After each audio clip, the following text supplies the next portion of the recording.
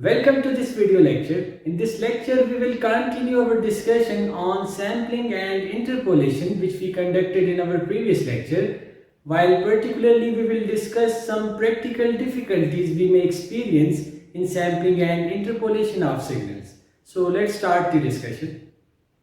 In our previous lecture, we studied sampling theorem, and that sampling theorem has a prime significance in different branches of signal processing, including communication theory. When sampling a certain signal, the sampling rate must be set such that the continuous signal can be recovered from the available finite number of discrete samples.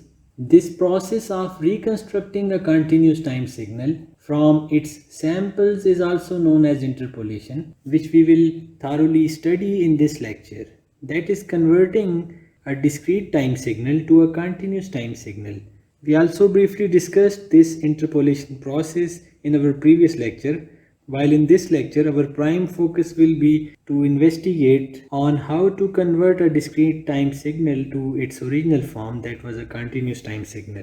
While from the steps to digitize a certain signal, an important step was its quantization along vertical axis, that was amplitude axis. In the quantization process, we restrict a certain signal's amplitude levels to a finite number of predefined amplitude levels, or we enforce each discrete sample of the available discrete signal to a certain predefined amplitude level, while the total number of predefined amplitude levels are finite. Whereas this quantization process will be discussed with comprehensive detail in our next lecture to complete the topic of analog and digital conversion. So let's start the discussion on interpolation with a quick recap of our previous lecture. If a continuous time signal is available, for example in time domain, it is represented with g of t in this signal, where information signals being of the nature that such signals are only composed of low frequency components, that is, such signals are baseband signals, that is, they occupy only the base of frequency spectrum, that is, from 0 Hz to a certain frequency, for example b Hz bandwidth. So if we are available with a continuous time signal g of t, or its Fourier transformed variant, that is its representation in frequency domain g of omega is available, then to sample this signal we discussed that if we multiply g of t with this impulse train signal while the impulses in time domain are separated from each other with ts seconds, whereas the separation span between the two adjacent impulses in time and frequency domain are inversely proportional to each other, that is, the separation span in frequency domain is referred to as fs, while 1 over fs is equal to ts, or fs is equal to 1 over ts. They are inversely proportional to each other. So if we multiply two signals in time domain with each other, this process can be equivalently represented in frequency domain as their equivalent representations being convolved with each other. So by multiplying g of t with delta of t, an impulse train signal in time domain is equal to the process of convolving g of omega with capital delta of f in frequency domain. So after this multiplication, we obtained a sampled variant of g of t that we represented with g bar of t. That was after multiplying g of t with an impulse train signal that we represented with small delta with subscript capital Ts. This process represents the selection of discrete samples of g of t that are ts second apart from each other, and discarding the information signals representation for the spans between any two consecutive impulses. That is, we chose this discrete sample and we chose this discrete sample, while the information signals representation between these two samples was left, and so on. At discrete instances, we chose only a few samples of the given continuous signal and converted it to its discrete time representation. While this process can be equivalently represented in frequency domain as g bar of f is equal to delta of f, that is an impulse train signal convolved with g of omega, that was the given continuous signal. So in g bar of omega, that is the sampled variant, we obtained multiple representations of the original information signal, that is we have g of omega successively being repeated after every fs seconds. So we have shifted variants of this original continuous signal g of omega that are omega s separations apart, and we have such n representations where n takes discrete values from negative maximum frequency to positive maximum frequency. So since in this g bar of omega we have multiple representations of g of omega that are only shifted along frequency axis, so in order to ensure that the original continuous signal g of omega can be reconstructed from this sampled variant, we concluded some important points. That was the sample theorem. The Nyquist sample theorem states if the sampling interval is set such that Ts is maximum equal to 1 over 2b, that is, if we separate these impulses from each other, at maximum they should be equal to 1 over 2b apart. While as we are aware that the separation span between two consecutive impulses in time and frequency domain are inversely proportional to each other, therefore in frequency domain this can be stated as fs, the sampling rate or sampling frequency, should be set as equal to or greater than 2b Hz. If this criteria is satisfied, only then this information signal, the given continuous signal g of omega, can be reconstructed from its discrete representation, that was g bar of omega. That is easier to interpret in frequency domain. That is, if we pass this sampled signal g of omega through a certain low pass filter, we can retain its one copy and discard all of its other copies. To ensure that we can reconstruct g of omega, these adjacent copies must not overlap with each other. As the bandwidth of this original signal is b Hz, therefore the separation span must be 2b Hz, that is, this fs frequency must be at least equal to 2b in order to avoid overlapping of these adjacent representations of the continuous time signal g of omega. So a low pass filter can be used to retain just one copy of g of omega, as this copy is g of omega shifted at omega s, and this copy can be referred as g of omega shifted at 2 times of omega s, and so on. We have multiple such copies. While this original baseband variant was g of omega centered at 0, if we just pass this sampled signal through a low pass filter, and by utilizing an ideal low pass filter, exact original continuous time signal g of omega can be reconstructed from this sample. While if fs was not set according to the sampling theorem, for example, if the separation span, this span was less than 2b, then we may have seen some overlapping of the tails of these adjacent representations of g of omega, and that will cause interference. So in order to enable us to reconstruct the original g of omega signal from the sampled variant, this criteria must be satisfied. That is, a filter, a low pass filter, can be used to reconstruct the continuous time signal, the original signal, if its discretized variant or its discrete samples are provided as input to this filter. For example, if this sampled signal, that is g bar of t being represented by these green impulses, is fed as input to a low pass filter, that is, its representation in frequency domain after taking Fourier transform was represented by g bar of omega, then after filtering we can retain just one copy of this signal while we can stop all the other copies. So the continuous time signal, which was b Hz band limited, can be reconstructed. So an important point is what type of filter should we utilize here.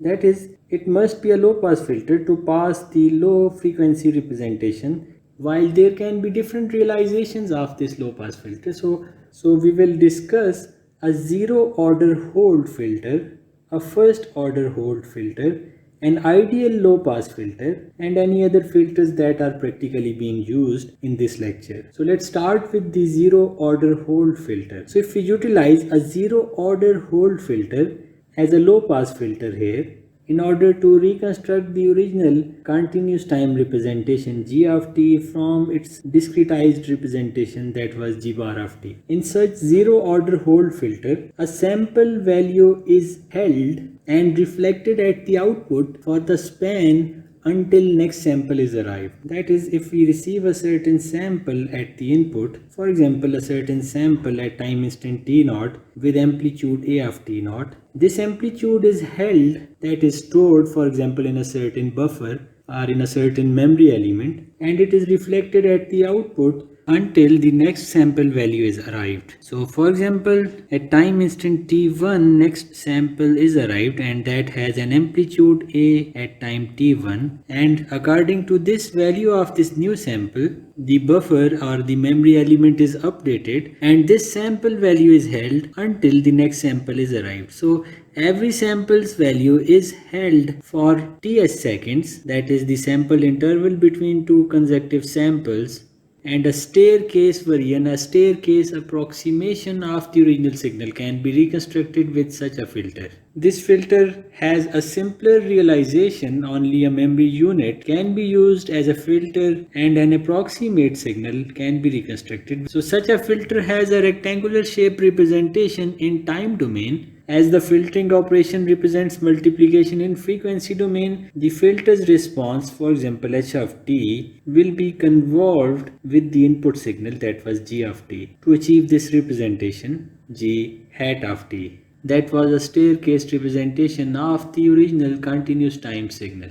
So in time domain we have a filter which has a rectangular shape, a gate function, whereas the span of this gate is ts seconds. And if this filter is being represented with h of t, its mathematical representation can be stated as a rectangle function which has a span of ts seconds, while if we substitute the value of ts, if you recall, ts was set such that it must be at maximum equal to 1/2 Hz. By substituting this value of ts in this expression, we can obtain a rectangular function where its argument is 2bt, and b represents the bandwidth of original continuous time signal g of t, or b represents the maximum frequency of the baseband signal, that was a continuous signal which was sampled. So by taking the Fourier transform of this rectangular signal, as we are aware, we have studied this in chapter number 3 of this course, that Fourier transform of a rectangle signal, if we have a rectangle signal in time domain, we obtain a sinc function in frequency domain.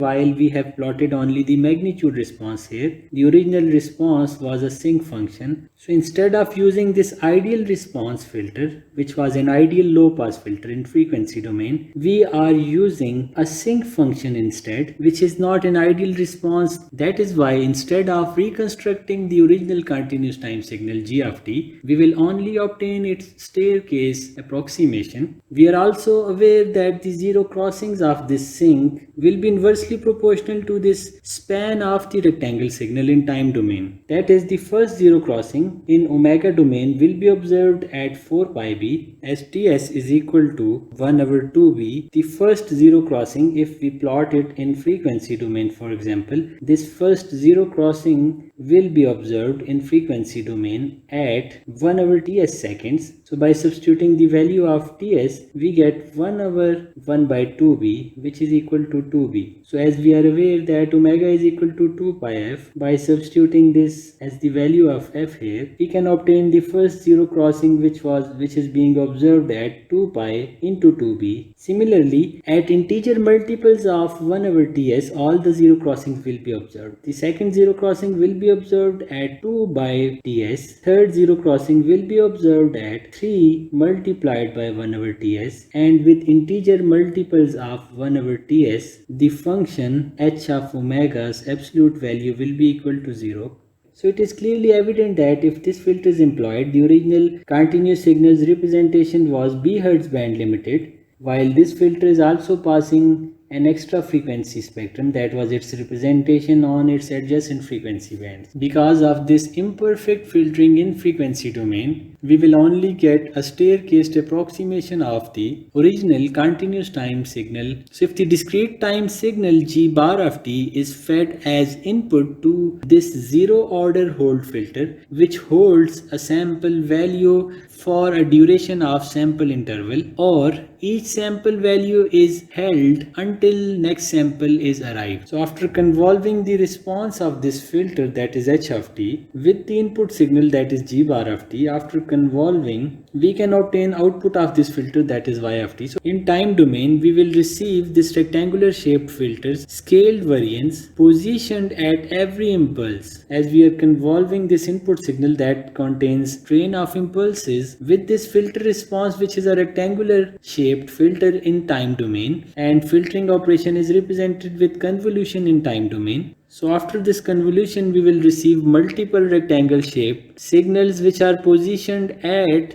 every impulse position, while as we are aware that the separation span between two adjacent impulses is ts seconds, and the width of this rectangle signal is also ts seconds. So at the output after this convolution, we can represent that the rectangle functions will be generated, which will be shifted at the position of each impulse, has a separation of ts seconds, while n is the index of each impulse, which goes from first impulse to the last impulse in this signal, which is being scaled by the input signal, which was the discrete time representation of a baseband signal, which we wish to reconstruct here. So this sampled signal's amplitude at time instant nts is equal to the amplitude of original signal at the same time instant. So at precisely the instances where these samples are being received, g bar of t can be written as equal to g of t for any value of n. So this output signal can be represented as rectangle signals which are scaled according to the original continuous time signal. Therefore, after passing it through this zero order hold filter, we will receive a staircase approximation of the original signal, which is this red line. We can improve this representation if we increase the sample rate or by reducing the value of ts. This zero order filter has an advantage of simpler realization. It can reconstruct the signal but with a staircased approximation. Therefore, we can choose this type of interpolation where we require a simpler design while only approximate reconstruction is acceptable. So for such cases, zero order hold filter based interpolation can be performed.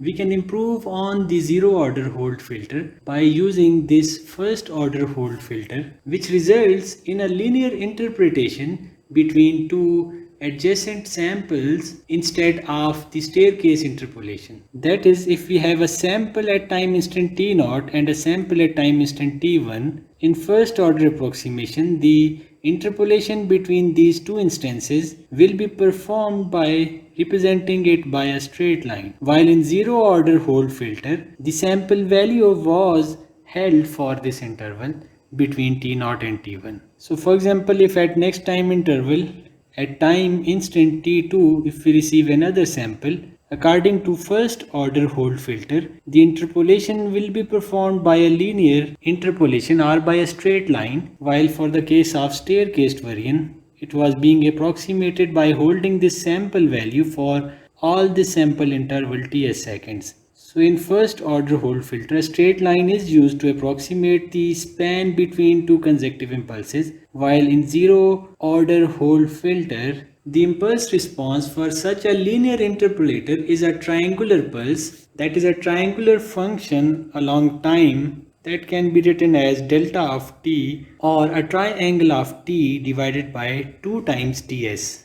Its Fourier transform can be represented as by this line. While this filter is also significantly different from an ideal low pass filter, that was an ideal interpolating filter. So if we provide this sampled signal as input to this first order hold filter, this filter will reconstruct the signal for the span between two consecutive impulses. For example, if this is the first impulse, then its time can be represented as 1 ts. The time span for second impulse can be represented as 2ts and 3ts, 4ts and so on, where the separation between two adjacent spans is again ts seconds. So with straight lines, a linear interpolator will reconstruct the signal, an approximate signal, that is y of t will be approximately equal to g of t. So we can represent it as g hat of t, which can be observed that this approximated representation and the original representation are different from each other, whereas if we have higher sample rate, Such first order Holt filter can reasonably reconstruct the continuous time signal from the available discrete time representation. So it provides reasonable approximation. It can be realized by an integrator as we require to sample values and to predict, let's say for example, the middle position value of this y at time instant tx. We utilize the values which are available. For example, we are available from g bar of t at time instant t1, as well as we are available with the value of this input signal g bar of t at time instant t0. So by utilizing the amplitude available at these two intervals, that is by performing integration and scaling operations for obtaining this continuous representation, or by performing addition and scaling for any discrete representations. While clearly this signal also does not reconstruct the original continuous representation, which was g of t, as precisely or as accurately. If we are available with an ideal low pass filter, that is a pure rectangle response in frequency domain that passes the spectrum with full gain in frequency domain from 0 to bHz and stops completely the spectrum response for frequencies beyond bHz. So such a filter can be represented as a pure rectangle shaped filter in frequency domain, which is different from the zero order Holt filter. Zero order Holt filter was a rectangle signal in time domain, while this ideal low pass filter is a rectangle filter in frequency domain. So if we take inverse Fourier transform of this response of frequency domain for this ideal low pass filter, we obtain a sinc function in time domain in this case. As the width of this rectangle function was 2 bHz, so zero crossings of this sinc function in time domain will be observed at integer multiple of 1/2b. That is inversely proportional to the span of rectangle. We will observe zero crossings and at its integer multiple. So first zero crossing is being observed at 1 times of 1/2b, while the second zero crossing will be observed at 2 times of 1/2b. Third zero crossing will be observed at 3 times of 1/2b, and so on. Any nth zero crossing will be observed at n times 1/2b. That is, if you recall, we represented ts as equal to 1/2b, so we can state that first zero crossing is being observed at ts seconds, while the second zero crossing is being observed at 2 times of ts. Third zero crossing will be observed at 3 times of ts, and so on. The nth zero crossing of this sinc function will be observed at n times ts, where an interesting observation can be made that the separation span between these two consecutive zero crossings is also the same time span which was between two consecutive impulses, that is ts seconds. So if we provide the discrete time sampled signal as input to this ideal low pass filter, filtering in frequency domain is represented by multiplication of the filter response with the frequency domain response of input signal, while the equivalent operation in time domain can be represented as input signal's representation in time domain being convolved with the response of filter in time domain. So by convolving this g bar of t signal with h of t, we can obtain the output signal. After convolving these two signals, we will have multiple sinc functions that will be positioned on each of these impulses, and these sinc functions will be scaled according to the amplitudes of this input signal. The output of this filter, that was an ideal low pass filter, multiple scaled sinc functions which are scaled and shifted, that is a sinc function shifted at the position of each impulse and scaled according to the amplitude of that impulse. So we will observe a sinc which will be positioned at, for example, if this is the first impulse, the separation span between the zero crossings of this sinc is ts seconds. So between the first zero crossing and the second zero crossings, we have time separation of ts seconds, and from the second zero crossing to the third zero crossing, we have a separation span of ts seconds. So was the separation span between two consecutive impulses. So if we place a certain sinc function on a certain impulse here, it may be scaled, but its zero crossings will be observed precisely at the position of all the other impulses. impulses. So for this second impulse in this output signal, we will have another sinc function which will be scaled according to the amplitude of this impulse and which will be shifted at the position of this impulse, while as the spacing between these consecutive impulses is ts seconds, and so was the separation between the zero crossings of all of these sinc functions, that is ts seconds. Another sinc function will be observed at the position of this third impulse, which will be scaled according to the amplitude of this impulse, while its zero crossings will also be observed at the positions where all the other impulses are being experienced. So we will experience another impulse which will be shifted at the position of this next sample, while it will also be scaled according to the amplitude of this sample, and so on. The interesting observation which can be made here is that the zero crossings of all the sinks will be positioned at the sample instances, the instances where the information samples are available. As the zero crossings of these sinc functions are ts seconds apart from each other, therefore at every sample position only one sinc will contain a certain magnitude, where the magnitude will be equal to the value of the information sample according to which the sinc was scaled.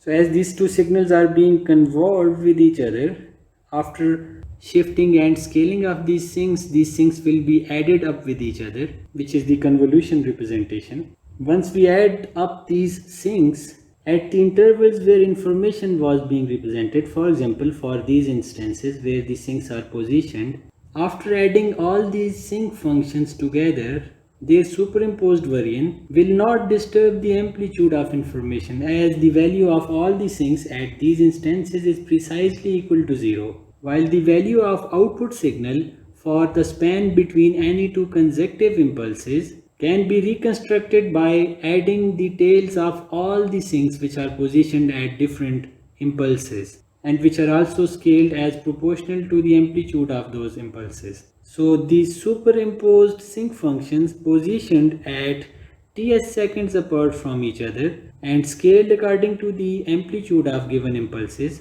predict the continuous time signal, which was the original continuous time signal g of t, while the sinks which are positioned at different impulses does not disturb the value available precisely at the impulse position, as this filter has a response equal to 0 at every impulse position. This interesting property of the sinc function helps to reconstruct the original continuous time signal g of t when the sampled signal g bar of t is applied at the input of this filter. So with such an ideal response, we get this interesting positioning of these sinc functions where zero crossing of each sinc is observed at the position of every other impulse in this signal. So the sinc positioned at, for example, time instant t0 has its first zero crossing, which is precisely at the position of first impulse, for example t1, and its second zero crossing will be observed precisely at the position of third impulse, which is for example at time instant t2, and so on. The fourth zero crossing will be observed at time instant t3. That is, these impulses are separated in time by ts seconds. So an ideal low pass filter can perfectly reconstruct the continuous time signal g of t. However, designing an ideal low pass filter practically is not possible. So let's discuss the practical sampling approaches and their associated difficulties. As in our discussion, we have considered a band limited signal, that was the signal in frequency domain was limited to a certain frequency band from, for example, -b to b Hz frequency band. While this necessitates that in time domain representation of this signal, after taking its Fourier transform, the signal in time domain must not be a time limited signal, as we are aware that a band limited signal cannot be a time limited signal. So if we limit this representation of signal in time domain, its spectrum will become unlimited in frequency domain. We may experience some tails here. Whereas a time unlimited signal can be a band unlimited signal.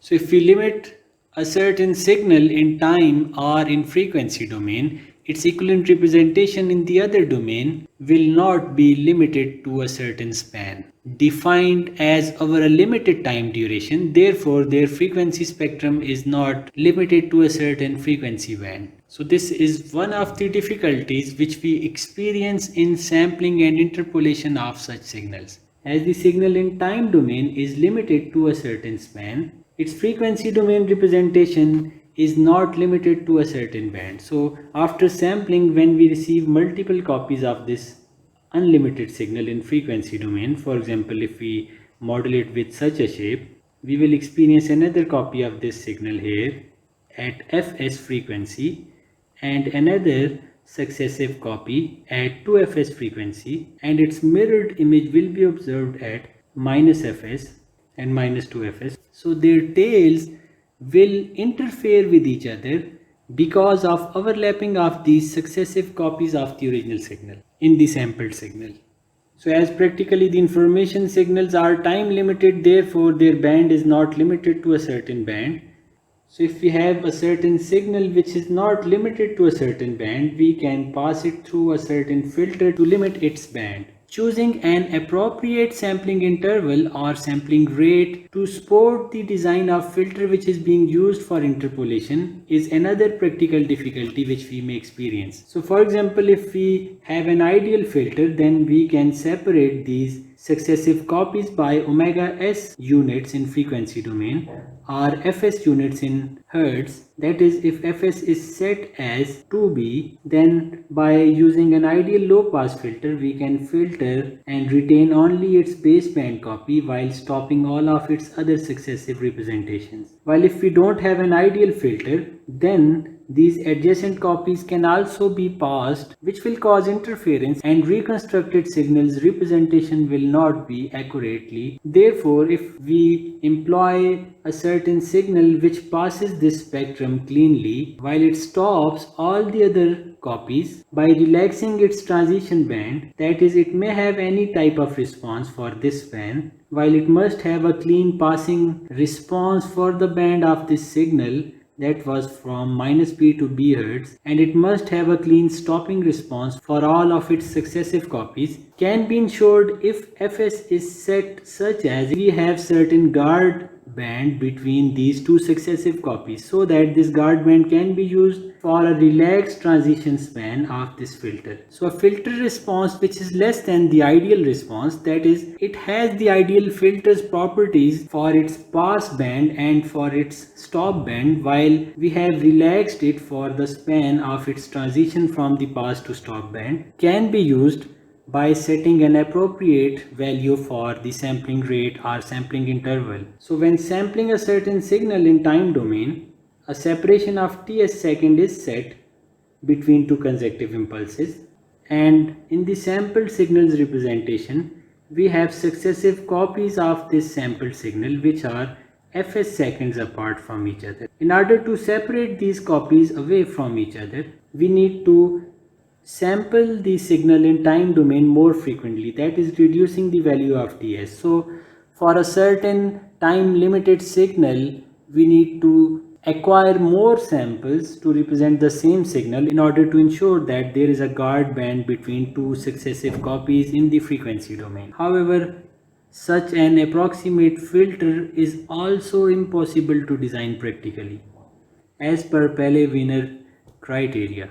Therefore, practically it is impossible to exactly recover the continuous time original signal from its sampled variant. However, by increasing the sample rate or by decreasing the sample interval, the accuracy can be enhanced. That is, if we increase the sample rate, this guard band can be increased, so even less than an ideal filter response can perform good filtering. So as conclusion, we can state that by increasing the sample rate, accuracy of the recovered signal can be enhanced. Another practical difficulty which we may experience is that we have assumed these ideal impulses here that were delta functions which are shifted in time domain and separated by Ts units, as by the definition of such an ideal delta function, the span of this impulse is infinitely small. While practically, if we generate a certain pulse, it may have a certain span. In the ideal definition, the span which a pulse has is infinitely small, while its area under the curve represents its magnitude. So as practically we cannot design such an impulse, whenever practically we will generate a pulse, it will have a certain span which may be small but it will be a finite number. So practically such response of an impulse is non-existent. Therefore we approximate such pulses with a finite span pulses or a finite width pulses or pulses which have finite width. So instead of multiplying g of t with this ideal impulse train function, if we multiply the given signal, given continuous time signal with this impulse train signal, which is referred as p with subscript ts, this approximate impulse train function can be used to sample this signal. While the important point to be considered here is that can we reconstruct the original continuous signal from this sampled signal? So if we manage to reconstruct the original continuous time signal where the width of each impulse in this impulse train signal is a finite width, then this difficulty can be resolved. So let's conduct an analysis that can we reconstruct the original continuous time signal g of t from this type of sampled signal g bar of t. So as this is a periodic signal, as these pulses are repeating periodically after every ts seconds, we can apply trigonometric Fourier series expansion. We can represent it in time domain as addition of multiple sinusoid signals where the frequency of each sinusoid and its peak amplitude is different, and we may have a certain DC value for this signal. So when such a signal is multiplied with the given signal g of t in time domain, we can obtain a representation of this sampled signal, that is g bar of t. So here we can observe that after multiplying these two signals together, we have a copy of g of t that is scaled according to this constant factor. However, this is the original baseband signal that was a continuous signal in time domain, and we have copies of the same signal g of t which are shifted at different frequencies. Multiplication with a sinusoid in time domain represents shifting in frequency domain, where the frequency of sinusoid represents the amount of shift being provided. So we have a copy of g of t available at omega s for n is equal to 1.